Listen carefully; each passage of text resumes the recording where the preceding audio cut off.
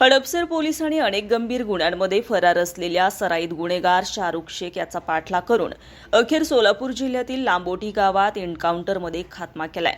Police पथकाला मिळालेल्या माहितीच्या आधारे पहाटे 3:30च्या सुमारास पोलिसांनी नरुटे वस्तीवर छापा टाकला। शाहरुख याने पोलिसांना पाहताच आपल्या कडेवर असलेल्या लहान मुलाला कवटाळत पोलिसांवर गोळीबार सुरू केला। स्वतःचा जीव धोक्यात घालून पोलिसांनी लहान मुलाला सुरक्षित बाजूला केलं आणि मग प्रत्युत्तर गोळीबार करत शाहरुखला जेरबंद केलं। गंभीर जखमी अवस्थेत त्याला सोलापूर सिव्हिल हॉस्पिटलमध्ये दाखल करण्यात आलं, मात्र उपचारादरम्यान त्याचा मृत्यू झालाय।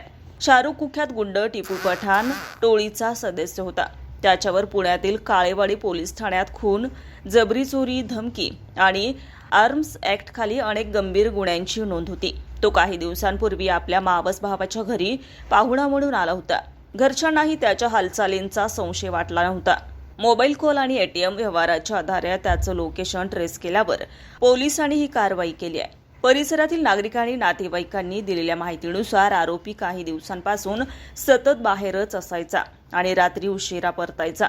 पोलिसांनी वेळेवर आणि अचूक कारवाई करून एक धोकादायक गुन्हेगार कायमचा संपवलाय, हे या प्रकरणातून स्पष्ट होत आहे। रोकठोक महाराष्ट्राला सबस्क्राईब करा आणि बेल आयकॉनवर क्लिक करायला विसरू नका।